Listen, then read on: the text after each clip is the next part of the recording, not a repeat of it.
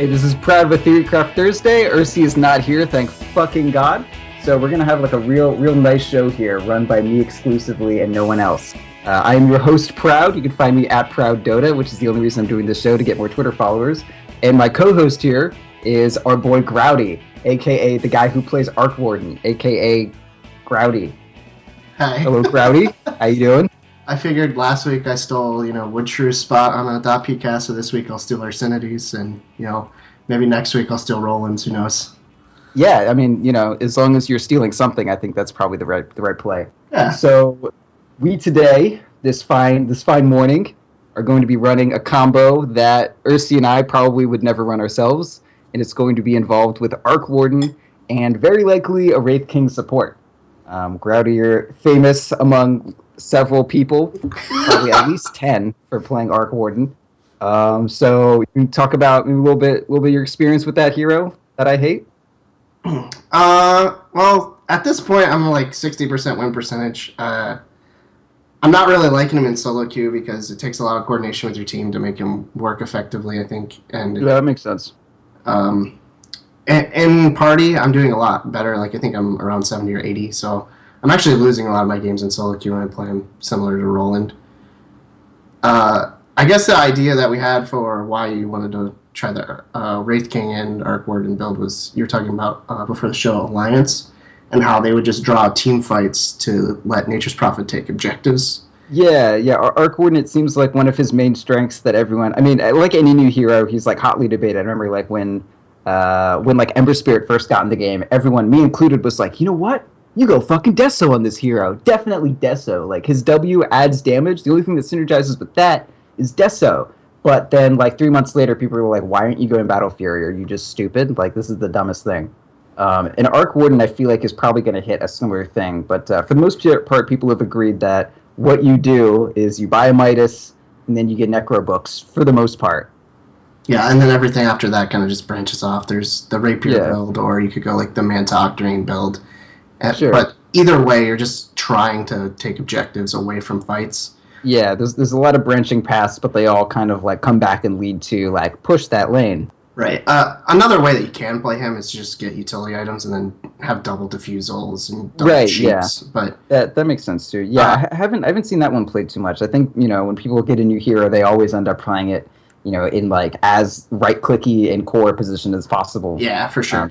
So you end up, maybe in the coming months it'll be like Ember Spirit, where people are like, why the fuck are you doing this thing? Like, go Battle Fury. And in this case, it'd be like, go, double Sheep Stick Diffusal Blade and shit like that. Mm-hmm. So I'm interested how we'll see it in the next few months. I'm sure once it gets to Captain's Mode, it'll turn out everyone's like playing the hero wrong. But for now, the split push seems to be the way to do it.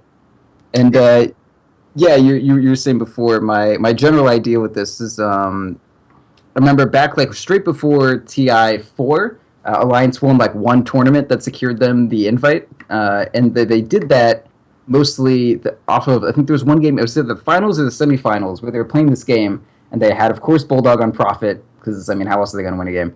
And their whole strat was they had a Wraith King core with Loda and a Wisp, and all they fucking did was they would just, like, Prophet's like, all right, I'm going to start pushing their base, and they would just, like, relocate in the middle of 5 heroes. Wisp would overcharge Wraith King, and he would just die slowly. And, like, that was the strat. He would die slowly, and then res, and then die slowly again. And then after they're done taking that out, turns out Bulldog just took a Rax.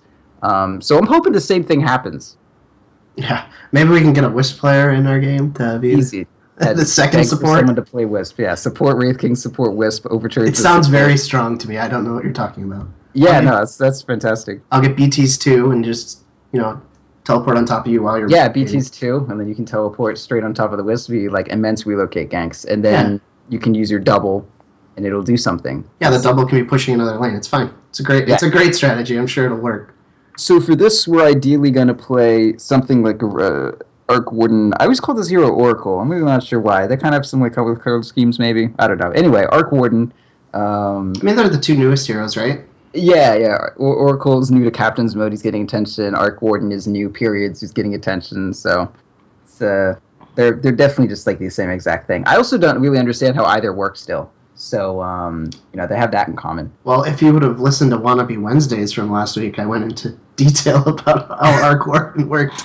So about this hero, so you're going to be playing it in a core position and not mid, which is most of the time I see him these days. I'm seeing him mid. But if you are to play this nerd in a core position, not mid, and laning with a Wraith King, how do you think you would skill it? I'm pretty sure I'd still skill it exactly the same as if I was playing it mid or like solo off lane, which is something I've done a lot of. Just because his flux is so strong in the early game that there's no reason to deviate from it, I think. The only thing that I could say I might do differently is I wouldn't take any points in Magnetic Field early, which is the evasion, and I would just put more into Spark Wraith because of the slow that the stun from Wraith King gives, so it makes it easier for me to hit those Spark Wraith nukes. Yeah, I actually can see it. Yeah, Spark Wraith has a 3 second, so that's as he puts that little ghost on the ground, and it has it's similar to Cold Proximity Mind. Like with AA and Wraith King, when you do the Cold Feet stuff, I think I can make it work similarly. So it's even possible that I could max Spark Wraith first, but I would want to play a couple of games to try that out first. I'll still probably just go Flux over Spark Wraith. But other than that, I don't think I would change the skill build up any. And like we said earlier, like his first 2 starting items are almost always Midas and a Necro 3 because it just accelerates your farm so fast, and then from there you just have infinite gold, it feels like. Yeah. Yeah, giving you a good enough start to get the early Midas on Arc Warden is definitely the way to go. One of the things I'm a little worried about, I guess would be to say, with this Wraith King support idea is that one of the weaknesses for Arc Warden is his base damage and last hitting in the early game. So Wraith King isn't exactly the strongest zoner in the world, so if they have a strong offlaner that can be in my face, I might not be able to get a lot of last hits early, but it generally doesn't matter as long as the Midas shows up before 15 minutes because it pays for itself twice as fast as it does on any other hero. Yeah, I'm actually not sure where I stand on that point. With the new change to Vamp Aura being like able to be gotten early on, if you get like level 2 on Wraith King and you have Wraith Fire Blast and Vamp Aura, like you can trade hits pretty well against most offlaners right now. I think maybe if it was like a Mirana or something, like that was just like right clicking you from range, but I think you could treat him pretty much like an Ogre Magi, if you can get to level 2, where just like you aggressively walk at people and then they kind of have to back off because they can't really afford to trade with you. So I think it might do okay, and if I am zoning them at all and you hit them with your W and they're not near creep waves, they would have to like walk into us to get to their creeps to kind of evade it. So I think it could work out. If we're not, like, if we're facing maybe like a strong aggro dual lane or something, or if we're an aggro dual lane, we're facing a strong tri lane, it'd definitely be rough. But I think there do exist some situations where this is like fine. Okay, I think the strongest thing that you can do in a lane with Arc Warden though is engineer situations where someone is out of position away from their teammates, and I think Wraith King might actually be kind of good at that because if you just run at them like you're saying, you can push them away from their teammates, force a reaction on you, and then we can flux and stun, and that's going to be quite a bit of bursts. Yeah, I'm kind of liking this a little bit more the more we talk about it. I think, I mean, it'll obviously come down to the situation. There've been a lot of times with Earthsea where we're like, yeah, man, this is going to be perfect. There's like one hero that could maybe screw it up, and then we queue into the game, and it's like, well, that was the one hero that could have screwed it up. So as long as we kind of avoid those situations, I think we'll be cool. The thing with Arc Warden is like, I don't think most people know exactly what heroes counter him, and I really don't know myself. I know that Lone Druid's good against him, and that's the only thing that was really relevant, because as soon as he got put in when everyone was playing him, Lone Druid got changed, so I was playing him. So I haven't really played against him with any hero that wasn't Lone Druid. Yeah, Lone Druid is the strong counter, because you always have 2 units, and one of them is unkillable. Yeah, I guess any hero that has like a summon or something like that is probably pretty decent. Yeah, Invoker can be tough sometimes, but that I believe. I haven't played any really good Invoker players that know to just keep a Forge Spirit next to them yet, so I usually just kill them. Yeah, even if, because every Invoker has a point in E these days, so even if you are going QW, you're still going to be able to like summon a Forge Spirit to totally invalidate. But yeah, I hadn't really thought about that. That's actually pretty good against Arc Warden there. I almost call him Oracle like every time. It's so awful. Oracle Warden. Yeah. AKA Zet. I think Zet is just a better name for him. Just call him Zet. I don't know. Yeah, I don't know why. Because like Valve kind of decides for you what name you give people. Like Lifestealer isn't Nakes anywhere. It's just his name is Lifestealer. Lifestealer is Nakes. Zet. I like saying Zet a lot more than like saying Arc Warden. Maybe we're supposed to call him AW, but I'm not looking for hamburgers and root beer in my Dota. This just one Zet. Hamburgers and root beer. Another thing that I was just thinking of that would make this combo strong is that I can give up the lane as soon as I have my Necro Book and farm the jungle. Oh yeah. Allow you to get farm, which is nice because it'll help you get a Blink Dagger quicker. Yeah, one of my favorite things in drafting / making a team composition is I really like supports that I'm going to give lane to. I was trying to think of like a way to term it, and this is really awful, but I'm going to say fucking. Oh no, I can't even say. I tried to mix the word core and support, and it was like subcore, but that doesn't work at all. So I'm just gonna pretend that thought didn't come across. But anyway, just I think you talked about it with Ursi once, where it's like I have this carry guilt. Carry guilt. You gotta draft the 4 spot somebody that can hit creeps. Yeah, and I'll be like, no, it's fine. I'll go to the jungle. You're the lady. It'll be great. Don't worry about it. You're important too. So that's I really like playing heroes like Wraith King as supports, and like I like spend support. In any like core that can play as a support and only needs like a small amount of farm to be relevant. But yeah, you just get Wraith King like a Blink Dagger and Power Treads, and maybe a Soul Ring if you really need it, and he can go to town pretty heavily. Do you know how Arc Warden deals against Anti-Mage? I've never really seen that matchup. It's fine. It's not great because if he goes more into his magic resist, if he puts more points into it early, which no anti-mage ever does, so it's not a big deal. But if he did, I think it would be a very poor matchup. Yeah. But Arc Warden is weird in that it's an agility hero, but it has higher strength and growth than it does. Yeah, those heroes always weird. Like Silencer's best stat gain is an Agi. What was that about? Yeah, so it could be weird because he does have a fairly large mana pool towards the end game, so his mana voids are pretty strong, and you're giving him 2 things to mana void off of. So yeah, no, that's fair. I haven't played against him too many times, but it didn't feel like there was any problems playing against him for me. I'm just hoping that I don't pick Wraith King. They're like, all right, anti-mage, and then we both get countered. So you can kind of catch him out though, and then even if he blinks, you can run after him because Flux is 50% slow. Yeah, that's cool. So you can chase him pretty well in the early game. And then also, if he engages on you, your little 100% dodge field. Anti-mage is not a very common MKB character. Yeah. So that's good. And yeah, the fact that MKB got kind of nerfed last patch probably also helps in that regard as well. Yeah, fucking the number of times that like I've been against or with an Arc Warden on my team, and he goes that dumbass rapier build, and then he just gets like 100% evasion and pops BKB, and all my cores are sitting there like, really wish I bought an MKB 10 minutes ago before all of our racks got threatened. I have found most of the games I've lost as Arc Warden, it's when people go like second item MKB after their first core item. Yeah. And they just want to be able to stop the split push. And if you go the rapier build against an MKB, you just kind of don't do anything.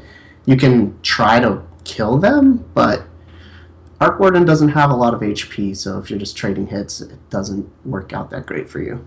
Yeah, I can see it. I think a lot of the, like we've all seen like probably about 100 of those little Giphy Cat videos of some Arc Warden like teleporting into somewhere and taking a Rax, but all the ones where I see that happening and it working out are not ones who are core blinks in with an MKB and just kills him immediately. Right. So it seems like one of the key things is being against heroes that don't naturally build MKB and probably weren't already working on it, or they weren't in the base as soon as you started. So trying to look for those opportunities when there's not an MKB around is definitely pretty key. Another hero that can be tough for Arc Warden to deal with is actually a Lich if they get to Aghanim Scepter. Because you have so many summons to split. Yeah. If you're doing the Necrobook build, you don't have the luxury of sitting in that little especially if you go bubble Manta, of evasion, which is wrong that's against sounds him. Awful. Just 8 extra units to split out of the Chain Frost. Yeah, and an Ember Spirit too. That would also be kind of This is like always the question. I think you can dodge Ember Spirit slights, or maybe you can't. I like check every time and then figure out I was wrong, but I change my position every time, so I can never remember. Don't think you can. You know what would know? The Dota 2 wiki. Most likely so. But you get back to me on that one. Yeah, I'll look it up. I'm going to talk a little bit about Wraith King. So we're like Wraith King's like changed a lot recently. I feel like every time I'm with a Wraith King on my team or fighting against one and he's a core, I'm like, well, you know, they have a Wraith King core, so we can win late game. And this guy just doesn't fucking scale. And then it turns out he does for some reason. Maybe it's just his stat gain. Maybe, I mean, his crit is like just objectively worse than Juggernaut's. It's worse than, I think it's worse than Daedalus. At least after the small Daedalus buff, it must be. And his stun isn't particularly powerful. His lifesteal is like decent, but you know, lifesteal is not a difficult thing to get on a hero. And his ult is like nice, but you know, if Wraith King himself isn't that strong, 2 Wraith Kings isn't that much better. But for whatever reason, this dude just fucking carries games like every time I see him. And this new build that people have started going, it's like Treads, Blade Mail, Radiance. And normally I think any hero that just like gets a Radiance that isn't like Naga Siren or Spectre is just like pretty lackluster, but for whatever reason, like it just makes Wraith King unignorable and you gotta deal with him in team fights. And even if he's getting kited, he's still dealing damage and making you miss those auto attacks. So this hero is like, sorry, go on. I think the fact that he has an Aegis just inherently is what makes the hero good in the late game. But I feel like he kind of lags behind in the mid and the early game. Yeah, I can see it. Yeah, especially at before you hit level 11 when your ult has such a crazy long cooldown. Like really getting to that 11 is like kind of the big hump for him, and that's like a little bit tough as a core. But that's especially like that's the real challenge playing him as a support. Is you need to if you do use your level 6 reincarnate, it needs to be for a very good reason because that thing's not coming back for a very long time. Yeah, and then you do need to hit your 11 pretty quick. So that'll be mostly what I am seeking to do. And if you're rotating into jungle, that'll help a lot as well. But I think in general, of course, I'm going to max stun. That's what you kind of got to do if you're playing a support, is max your only relevant nuke skill. Get a point in Vamp Aura just to be able to live jungle if need be. Mortal Strike, I guess, after Wraithfire Blast is maxed, and if I don't need stats, and of course Reincarnate whenever I can. But I feel like skill-wise, you're definitely going to go for Blink. Like Tread's Blink is definitely where I'm going to go. But I think I'm going to like put. This is what I like doing. A lot of heroes that go for big items like that go for like Radiance or a support that goes Blink Dagger first. Is you put something that has smaller pieces on like Quick Buy, and in my case it'll be like Blade Mail. And then if I'm ever about to die, I keep a close eye on my unreliable gold. And if it's like your death cost is going to be, because it just tells you now if you mouse over it, like a few patches ago they did that, and you see your death cost is like 400. And so if I've got like 500 gold, and if I die I'm going to lose 400 gold, I might as well just buy part of the Blade Mail real quick and not lose an insane amount of gold for no reason. So that's I'll probably look to go. I'll probably end up with like parts of a Blade Mail, Treads, Blink, and then finish into Blade Mail and see where I want to go from there. There's a chance that I'm going to be super greedy and just go for the Radiance like an asshole, but also maybe not. To go back to the Sleight of Fist thing, it works exactly like any regular auto attack would work. So evasion. All right, so you can dodge that. Yeah, you could put a magnetic field up. However, magnetic field doesn't work on summons or illusions, so he would still cleave you off of it. Yeah, that makes sense. So it's iffy. You have to keep your hero out of the away from the rest of the summons, I guess. Yeah. Okay, that makes sense.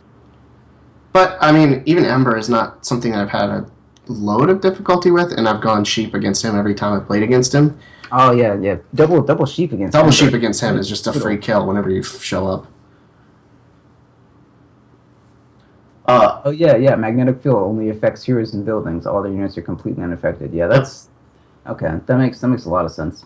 Yeah, this skill is so fucking good though. I mean, even if you're not doing the split push thing, like giving your team. Yeah, AoE Wind Run is great.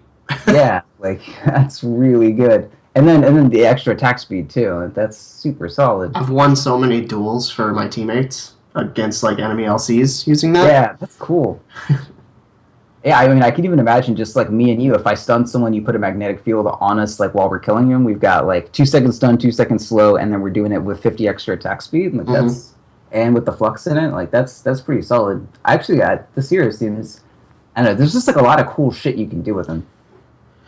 I agree. I think his power spike is very solidly in the mid game though, and that's why the split push builds are so popular because he just kind of falls off unless you get like three Yeah, activated utility items to just help win team fights. But you can't be relied on for damage in fights.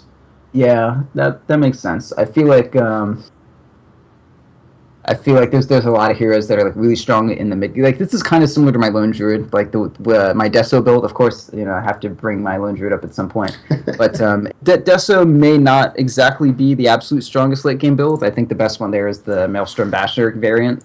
But the fact is, like even if I'm losing the game, there are an infinite number of like alternate realities where the team makes one mistake and I keep like boots of travel into a lane and my Deso takes down like 2 racks as well. They take 1 racks. Yeah. And I feel like Arc Warden is a very similar situation. Like, even if you do fall off, like there is no point where you're not able to threaten racks. Right. So I'm constantly checking for TPs and things like that in the late game, and then sometimes I'll send myself and my double out to kill racks if I know that like there's no way that we're gonna be able to win a fight. I'd rather just trade. No, that's good. Yeah, if you're ever able to like go all in on something and like the game's losing, like you look at it, you're like, all right, we've got like maybe a 30% chance of winning this game. But if you can like TP to a base and like, all right, 70% chance I get this racks right now, that's a better chance that you have of winning straight up. So just fucking go for it. Yeah, I like heroes like that a lot, where you can just like kind of make a decision. Like Shadow Shaman's another support that or is a support, I guess, that's really good at that. It's like you see the opportunity, you just TP to a lane, drop your wards on a tower, and get out of there, and you make a shit ton of space that way. Mm-hmm. A lot of the times when I do that, I'm just trying to force TPs back. Like it's not even necessarily the goal to take the objectives, which is just slow the other team down. Yeah, or like to try and cut waves and things like that. They get like an Aegis or something, and you just need to like try to run out the clock as much as possible, as many TPs as you can force. Yeah, that's always good, and it's so annoying from them to play against. And, makes them like tilt kind of, and then they're gonna like do a bunch of stupid shit. And then maybe they'll make a mistake and someone will throw, and then you win because you're Arc Warden and you push immediately after you have one small opening. Right. Yeah, I can see it. I like it a lot. And then again, the whole point of this Wraith King coming in is hopefully, maybe we're losing and I just am in a team fight and I die in 4 seconds, and then I res in 5, and then I die in 4 seconds. And that's like 12 seconds is probably enough for you at least to take a tower and a ranged racks if you have the opening. So hopefully we don't get pushed to that situation, but I'm kind of hoping that we do because that sounds really fun. I'm also pretty sure that with this setup, I'm definitely going to make an Octarine core sometime in the game because it lets me pick up arcanes early. So I can keep you full of mana with the double arcane spam. That I was like, man, you're probably gonna go for travels. I was really hoping I would just have infinite mana at all times. Well, I mean, travels are like when we get to the later game when I start to fall off. Yeah. Because he can still fight pretty well into 15, 20 minutes into the game, just because of his abilities, how well they scale at that point in the game. So until there's a big like 5-man versus 5-man team fight where Flux doesn't really work anymore, he's still really strong. Like small skirmishes, you can split people up with spark wraiths and just do things like that to make sure that you're getting your damage out. And also against, if you do go the arcanes, one of the when Invoker was like super popular, I think it was like two years ago. They nerfed QE, and then QW was still really strong. So everyone was just like, "Oh, how the fuck do I deal with EMP tornadoes? It's so lame. It's so fucking good." And it was just like, well, your team needs 3 arcane boots, by the way. So if you have an Oracle there, you got 2 arcane boots and 1 hero. So it's actually a fairly decent counter to the most popular hero in the game right now. Oracle Warden. Yep.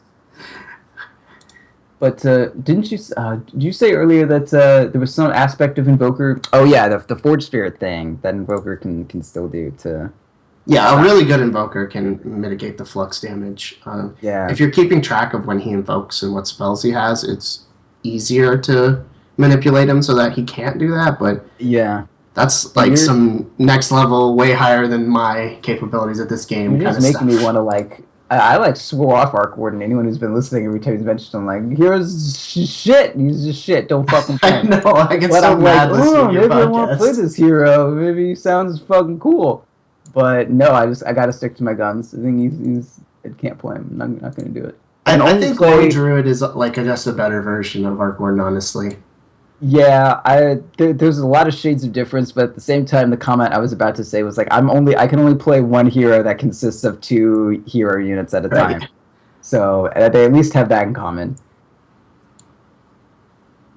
In fact, I'd like to learn to play Lone Druid better than I do currently, so that would help with my Arc Warden play, I think.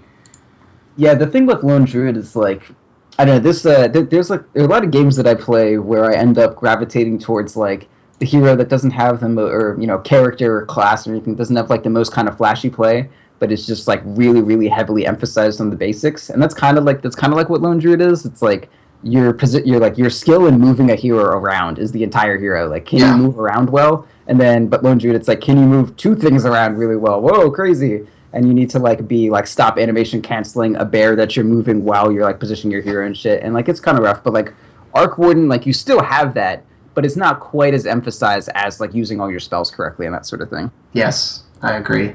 Because I think the coolest thing about Lone Druid is that not only does your positioning on each unit matter, but your positioning relative to each other also matters so much. Yeah, especially when you have an Arc Warden against you who's pressing W and you need to hug your bear for dear life.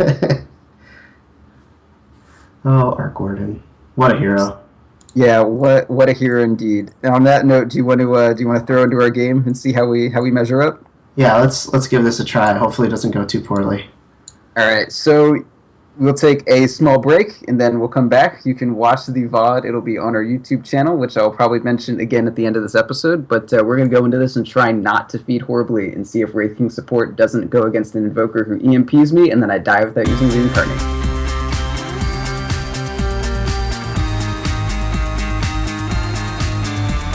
Welcome back to the second segment of Theorcraft Thursday. I am still your host, Proud, and we still have our boy Grouty here. Who is Grouty? I am Grouty indeed. All right, so we just played our game, and I think that it would be fair to say that it didn't go quite as well as we would have liked it. I think that's probably the most accurate thing we can say. I would agree that it did not go quite as well as we would have liked it. So obviously, I think that means that we lost, which is always sad. But I feel like it was moderately okay. We were given our lane of Wraith King and Wraith King Arc Warden, and we went up against a Bounty Hunter Zeus dual lane, which was a good bit stronger than we thought it would end up. Really early on, the Zeus and Bounty Hunter were like aggressing on us. We managed to kill the Bounty Hunter, although that came at the cost of a fair bit of our regen. So I almost feel like even though we killed Bounty Hunter, like they kind of came out ahead at the start there. We first blooded Zeus, actually. Was it Zeus? Yeah, but we killed Bounty Hunter in the next skirmish. We started just trading. Oh yeah. It was kind of strange because it's not a lane that I would ever expect to play against, where it's just a static Bounty Hunter. And then Zeus spamming me? Yeah, Zeus offlane has been getting like more and more play. It was actually like kind of played a little bit in like TI4-ish. Like IX Mike played it a shit ton. Ice was playing it too. Yeah, it's like it's not bad. Like his range is far enough that like, you know, most offlaners you're offlane because you can like, you know, get away when they get to you, or you're tanky enough that you can live when they get to you. But Zeus is just like you're just not going to get to him. He's just like across the fucking map. He's just pressing Q from like max XP range. It doesn't matter at all. So he's actually pretty decent. But then also in the lane, like, so you started with the Wraith Band, correct? Yeah, I started Wraith Band and Tangos. Yeah, so the fact that like we both kind of got aggressed on pretty hard when we were killing the bounty hunter, and we both got down to like 100 health. It actually started out like we got the bounty rune, and then you were running away low, and I was like sitting there body blocking, like tanking creeps or taking auto attacks and like chain lightning procs and shit, trying to like keep you safe. And so like we killed the bounty hunter, but it came at like, you know, you only had one piece of regen and you lost a shit ton. And then I only had one piece of regen because I was, you know, supporting. I had like 2 clarities, a mango, and a tango. And it was just a little rough. The kill from the bounty hunter gave us enough that I could like buy a set of sentries and another tango, but just the Zeus spam with clarities and like spell spam just really kind of wore through what little regen we had and just kind of like set the tone for all skirmishes afterwards with us barely having any resources and just like limping away from everything. I definitely had some misplays earlier that kind of let them snowball too. Like I didn't get the magnetic field down fast enough for you, and the first time you got killed, and then I didn't pop my stick either in that fight, and I probably would have lived and gotten a kill instead of just getting the kill after I died. Yeah, the number of times I've like forgotten or like died and like shit, I had like 10 stick charges there that I could have used. It's like that kind of thing happens, and it's always super sad to see after you die. You're like, well, that wasn't what should have happened in an ideal world. But yeah, these things happen. So I feel like the lane like was pretty decent. I really liked the like. I think I only really got to see this a couple times, but like the crazy amounts of attack speed once you put your little Thunderdome down. Yeah. God, that was like insane. It was like we were killing Invoker, and you put your shit down once, and like I was like, okay, I'll right click him, and then just like the second I right clicked on him, immediately I was just like, kill him, and he just like drops. I'm like, holy shit! I didn't know I was that strong. Everybody gets a hyperstone. Yeah, it's crazy good. So yeah, maybe having that a little earlier, like as soon as a fight starts, if you like get it on the two of us, we just like jam the fuck out of someone real quick. That's definitely really strong. One thing that I think people underestimate a little bit is like the power of early game auto attacks. Like people always say like early game like your nukes are so important and impactful and that sort of thing. But like when you're talking like level 1 and level 2. Your nuke only does about a little bit more damage than your auto attack. So like something like your field, if you give like a level 1 hero 30 like attack speed, like that's a lot more than he was dealing with before. So like if you drop that down and both of us get like 1 extra auto attack, that's like as much as giving like a nuke out or something like that. It seems pretty good. It's possible, yeah. I guess the biggest thing for me was that if the bounty hunter ever just came out of his invisibility and then Janata hit me, I was just dead to the follow-up shuriken and nuke from Zeus. So that's definitely true. I was a lot more fragile than I expected myself to be, because in a lot of the other games I've played, I've just been able to evade and then trade off kills that way. But it seemed like when we were trading kills, it wasn't even. Like a lot of times it would be like we'd get one of them down to like 30% and kill the other, but they would kill both of us. Yeah, I think. And then I was very scared like the whole game, because the bounty hunter was playing core, so he had a desolator really quickly. So I was playing really timid before I had Necro 3. And even after I had Necro 3, he could just one-shot me basically. Yeah, that's definitely true. The thing about their lane is it was definitely really hard to position against it, because like you had the invisible bounty hunter, and of course we had sentries down, but I was a little timid to place them because Zeus can just press W and then they right click down the sentries, and it's kind of rough. And then Zeus can be anywhere on the map basically and still hit you with any of his spells. So it was definitely kind of rough to position. And when you're dealing with a hero like Arc Warden, who's a little bit squishy, and I'm supposed to kind of like I'm supposed to screen for you. I'm supposed to be the wall that like they have to get past me to get to you. But if they're able to like hit you from like if they're still really far away from me and they're hitting you, there's not that much I can do. And if bounty hunters can just walk around me, it's not the best. It seemed like not the easiest lane for us, but like even given that, I think that if we played it a little better, like really early on, got the Thunderdome down real quick, or the stick charges or whatever, then like it still could have gone in our favor. So, and even with a weak lane, I think we probably had the tools to figure it out. I'd like to try that lane again with the roles reversed, though, to see how much better or worse that would be. Yeah, I was kind of thinking that, because I was like, in the game, I was feeling like even as a support, I was able to do kind of like core things pretty simply. And like also, if the lane just like, I mean, because we that was more or less the plan, period, right? Like if we just didn't lose the lane quite as hard, and you got your Midas by like 8 minutes or so instead of like 11. Yeah. Then like that rotated. Yeah, you could have just like done jungle shit, and then I could have like taken last hits and kind of transitioned a little bit, maybe got like I don't know, like BKB Mjolnir or something, and fought against the PL pretty decently, and I think that would have been good, but it just kind of didn't end up working out that way. So I feel like if we had a bit better of a start, or weren't going against something super weird like Zeus Bounty Hunter, still would have been good. I definitely think that the lane in the combo like could be viable. It's just I mean, we say that their lane was weird, but we were playing Arc Warden Wraith King, so that's certainly true. No debates on our lane being a little weird too. But yeah, if either we had like a tri lane from this, because like what I always hate happening is when you're like losing a lane and then that lane turns into a tri lane, that's never going to be to your benefit. If you're like if you're losing a tri lane, then turn it into a dual lane, that can work. But like it was kind of the situation where like we were losing a little bit and it was a bit rough, and then like Undying comes in and we're like, okay, like Undying's here, but we're like out of region and we need to play defensive. And he's like, all right, let's go with 3 heroes. And he like goes in and just like dies alone. And we're sitting back at tower like, excuse me, sir, but now our lane is fucked completely. I think before we go any further, we should probably backtrack and say like what the teams were. Oh yeah, that's probably the correct thing to do. See, that's why I need Ursi here. Yeah, he's good at that kind of thing. Yeah. So our team, we had Undying, Wraith King, Arc Warden, Kunkka, and Necrophos, and the Undying and Necrophos were off lane, and the Kunkka was mid, and we were in the safe lane as Arc Warden and Wraith King.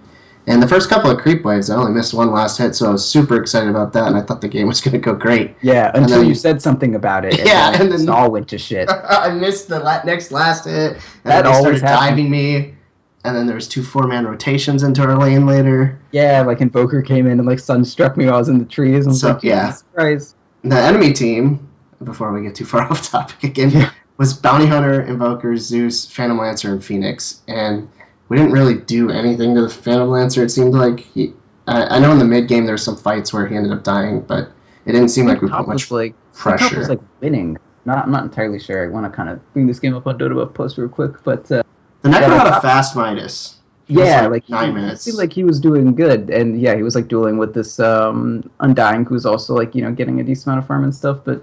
Yeah, I feel like they were like doing fine top, and then at some point they just decided to like leave top and stop pressuring the Phantom Lancer, and instead die to Zeus Bounty Hunter, which probably wasn't the correct thing to do at the end of the day.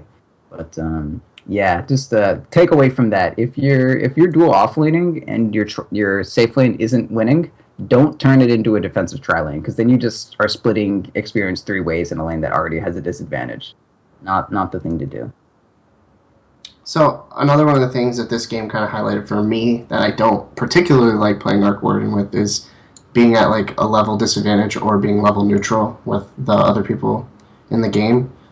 And I really like being like a solo offlane or the solo mid just because I can get levels up quicker. And you might be right about the idea that Magnetic Field is better really early, because there was very few times where we could make them get out of position or Flux was even dealing damage. So it was like just wasting my mana doing nothing, and I was just not right-clicking because I was casting a spell. And I think I need to reevaluate how I play the hero in like a safe lane, dual lane type environment, because I haven't done it much yet. The thing that I'm thinking now is, so the idea with your Flux is that you want to like get them out of position, right? Yeah. And your little Thunderdome, I don't even, Magnetic Field, that's what it is. Not, I mean, a Thunderdome, you can't get out of the Thunderdome, but anyway, Magnetic Field like kind of claims a position. So like if you put the field down and then like we get in it and they're right clicking and shit, they like either sit there and take it and can't hit us back, or they like walk away from the field. So like maybe if you put the field down and then they have to like walk away from it so we don't have that advantage and then we Flux, that might work a little better, just like kind of reverse the order of operations there a little bit. But I could see that maybe working, but at the same time, if they stick together, I don't know, it at least adds a kind of dimension that they have to play around. I agree. I tried to do this stuff with Spark Wraith to do something similar to get them to run out of the circle, but they generally just didn't care about it and just either tank the damage or they were close enough to creeps that they moved out of the center, so it just didn't hit them. Yeah, so we weren't very efficient with the amount of like nuking potential that I have in the early game. Yeah. And that could be just like you're not used to playing with an Arc Warden, so you weren't exactly sure where to be when you were harassing. Yeah. Or it could have been just I was placing my spells improperly, or a little bit of both, most likely. My general opinion with Arc Warden is like I feel like everything was like decent. It's just Spark Wraith. I can never be like, oh, what an impactful, useful spell, and I never just can see the. If you can like catch somebody out in the river or something, it's just a guaranteed 300 damage nuke if you're playing correctly, or it just forces them to stand next to you and die. Like that's your option. You like cut off their retreat path, and then you put the Thunderdome on yourself, and then they're just like, where do I go? And the whole time they're 50% slowed from Flux. But we didn't ever have any situations that were quite like that because they were so aggressive against us. Yeah, if you can make use of like the 4-second cooldown of it, like I can see it being useful. But like there are so many heroes that have like a 300 damage single target spell that also like stuns. Yeah, and damage. Yeah, doesn't take a 3-second setup or. Yeah. But yeah, that's I think I think overall was good. Like if we did put you in a position to get the early Midas, and maybe I wasn't against. I mean, I love that the game was like, all right, like I'm against Invoker and PL on Wraith King. That is, it's like Yeah. the one step removed. I think that's even worse than Invoker AM because I AM think at it least is. there's like one guy and I can stun him and walk away. But PL, I'm just saying like I got a single target stun and you're like 50 people. I just gonna get mana burn. PL also made it quite hard for my spells to do anything. Yeah. Just always illusions around it around. Yeah, that's pretty good against Flux too. Yeah, and my Spark Wraith I think had illusions 90% of the game. So Yeah, that's what you do. Does the Spark Wraith go on creeps as well, or is it just Yeah. like heroes? Yep. Okay. Any enemy unit that, including neutrals, So any of walks those into like it. I guess like lane engagements we were having where Spark Wraith went down, there's like a decent chance that it will just go to like one of the 5 creeps in the creep wave that we're fighting around. Yeah. I mean, on the plus side, though, I did have several kills from people just killing Necrobooks while they were at like 10% HP. Yeah, I remember the Phoenix died. Like sunraid one, you're just like, I just well, sunraid okay, one for like 10 seconds. free So money. on top of him killing himself, he Yeah, that's double great. killed himself. But he got the 200 gold, so that was Yeah, definitely worth it for worth. him. Yeah, those things do give a pretty impressive amount of money. I have Yeah, to not say. feeding Necro units is a tough thing to do with this hero. It's one of Yeah. the things that you really need to be focused on while you're microing. Yeah, I feel like it's like every so often they like nerf an item and it affects like the unintended hero. Like when Necrobook was obviously it still is, but like Necrobook on Lycan and Necro on an Evoker, and there was that phase where everyone was just building Necrobook, so the item got like nerfed down super hard. But as a result, like Arc Warden, who wasn't in the game yet, got kind of hurt by it. And like when Mask was, everyone was building Mask, then they nerfed it, and it's like okay, Jug and fucking Jug and Sniper are worse off, and then Sven's sitting there like, fuck my item, what happened? Yeah. I needed that. I think they buffed Necrobook this patch, right? Didn't they make it cheaper for the Yeah, recipes? they've changed it up a little bit a couple times. They made it a lot stronger at level 1 and 2 because it used to just be like shit until it hit Necro 3. Yeah. That's the big change that I remember. I don't remember what they did last patch, but I think you're right. I think they did change it a little bit. But or maybe they reduced the cost of something. I think it was the recipe cost or I think something. the recipe cost went down. Yeah. Either way, I think overall it's like in a lot worse a place as it was than when Arc Warden was like originally seen play in like Dota 1 and that sort of thing. Yeah. I mean, I'm not exactly happy with how I played this game either. Like, this is my first game of the day, so. I mean, Yeah, these are well, yeah, just and first game of the day excuses. playing Arc Warden. No, I mean, I know. My hands aren't warm. So. Yeah.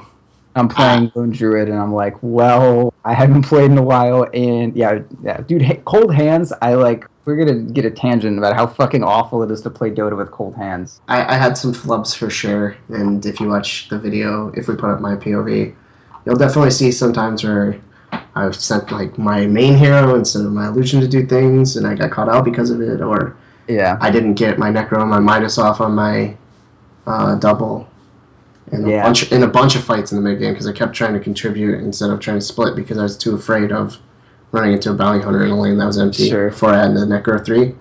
yeah. And that's like not where you want to be with the Arc Warden when at No, that point yeah, in the game, I think. probably like in a very bad position if you're afraid to like be split pushing even. Yeah. Like I don't have any items to really help with the team fight yet, so I can just kind of cast my spells and hope they do something. And like my field was the best thing I could do, but Zeus is just killing people in it. Yeah, they had so much spell damage. It was crazy. Like Zeus got that really early like lens, Ags, refresher. Like holy shit, I don't want that. I don't fucking want that in my game. It's awful. Yeah, that was pretty disgusting. And that's pretty good against Arc Warden too. I mean, you're not like that tanky a dude. You just like have really strong positioning advantages, but it doesn't really matter when he has global spells. Right. Just nuke, you're dead. Which is funny because most of the time that I play Zeus, when I'm mid versus Zeus, I just kill him. And it's not a problem because you just get ahead of him. But in that lane, it was like, you have like a second guy there nuking me. It would be like if the bounty hunter was mid against me with the Zeus, is kind of how I felt. Yeah. I feel like as a whole, like the way that like, we got behind in the laning phase early to like some mistakes, some was a tough lane, et cetera, et cetera. And then like a Kunkka mid, I'm still super sure that this isn't the thing to do on this hero. He's just not that strong a mid. I mean, he won mid pretty strongly though against the Evoker. Like Yeah, forced he the did. Evoker It's just like the follow up just didn't feel like. I mean, in the team fights where he was there, like it was pretty decent. It's just I don't know. There was like a variety of things there. It was like in our team fights we were always four and they were five. We were either missing Necro or Kunkka or something, or like a fight transpired where no one was intending one to happen. Yeah. Just like various little things. Like we Undying built a second mech. It was just not a good situation. Yeah, that did happen too. Yep. It's like, what? Necro has a mech? It's like, yeah, mate, like 10 minutes ago, where have you been? You've been saved by it twice. So, yeah, it was not, it was kind of mistakes across the board. But I feel like the pieces were there. I definitely feel like if you're playing Safely Arc Warden, you can't really afford to get behind early. Yeah. I think like that's the idea. I think you maybe needed more defensive support to keep him alive. Yeah, either that or like an aggressive tri-lane, maybe. Yeah, just something that can really zone hard on the offlane. But against an aggressive dual lane, it's kind of wishy-washy. I think Ogre probably maybe would have been better, like in that specific circumstance. But yeah, I think overall was okay. Maybe recommend an Ogre over the Wraith King if you're not going to like rely on Wraith King transitioning into like a little more of a carry role and that sort of thing. Or just try switching the roles and playing Arc Warden as a support and going like Midas into Yules or something to control the other team. Yeah, I could see that. Because I haven't tried it yet, but I'd like to try with like a team I'm comfortable with playing the 4-spot Arc Warden. Because he's got a strong slow. He can zone people pretty well, even though his base damage is kind of low because he's got good range and he's got, you can't trade hits with them under the Thunderdome. Yeah, that's true. Yeah, if you can play like full Arc Warden and just like get the really fast Midas, I feel like that would be really strong. Yeah, I think it's comparable to playing him like Ancient Apparition, so that you can get your Ags without really taking farm off of the map. Yeah, no, for sure. I think Arc Warden is like the perfect support when I think of like that like support carry guilt thing that I have. Like if I could have an Arc Warden and just like give him Midas and then take all the farm for myself, like right. I think that would be really good. But it's just that a game like that is very hard to like force to happen. Where like your support is gonna get like like an 8-minute Midas by like giving him a lot of the farm, and then the transition goes off well. It's like if anything messes that up, like it did in our game, you can end up being like severely behind. I definitely agree with that. I do not like playing Arc Warden from behind at all. yeah, that definitely doesn't seem like the thing to be. All right, well, I can't think of any more notes about this game. I wish I bought a stick earlier. There was a time I died when I like used my mango, and then still died because it's only 150 mana instead of 160. Yeah. And that number is so sad to see. Yeah. So next time, build a stick on Wraith King. Good to know if anyone was wondering in the future. Build a stick on Wraith King. I think that's the end. I think that's all I have to say about that. Yeah, there's not much more to say about the game. I mean, you can watch it just to see, how we played and what happened and where you could probably pinpoint exactly where things started going downhill. But if you are interested in trying out Arc Warden, and you really want to be a core, or you have a friend who doesn't want you to be a core and wants to be a core, but you really need that Midas, playing something like Ogre Magi Arc Warden or Wraith King Arc Warden, I think that's cool for pubs. I think that's legit. I probably wouldn't draft that in like a captain's mode game, but if you're just gonna do like a dual lane in a pub, I think it's pretty decent. Fun at the very least. Yeah, I mean, I at least had fun. I don't know, right-clicking on Wraith King, he has such a satisfying animation. So. He does, and the sound effects are great too, especially when you crit. Yeah, it's just such a nice little slice sound. It's good. He has like 64 base damage. It's a fun time. Whew. Anyway, I'll send us out of here. I've been Proud. You can find me at Proud Dota on the Twitter, as the kids call it. And this has been Grouty at Grouty Dota. GROUTYDOTA. I think that's correct. Am I wrong? Am I right? That is perfect. Oh my god, I'm fucking You're a awesome. flower like No Tail. Thank you. You can't find Ursinity anywhere because he abandoned us, so fuck him. And you can find all of our general community shit at defenseofthepatients.com, which you probably are already aware of, being that you're listening to this. But hey, maybe not. Maybe you got it from iTunes. But yeah, you can go there. It's great. It's a good website. You can see us streaming at twitch.tv/.ptv. It's a pretty easy one. You just kind of type that in your browser. It's great. And then there's, of course, YouTube, where this VOD will be, which is YouTube/.ptv1. This is the number one there. The number one's important. You don't type that in, you won't find it. So fucking do that. And then, of course, the general show is on Twitter at .p_show on Twitter. That website again. I'm talking about that one again. All right, that's us. There's going to be, as maybe not always, but as in the last few weeks, in-house is happening again on Thursday. They're a good time. I'll be there. I think, probably. I'll be there. And it'll be great. And you'll play, and you'll have a good time. And maybe you won't lose. Maybe you will. Who knows? All right, that's the show. Goodbye.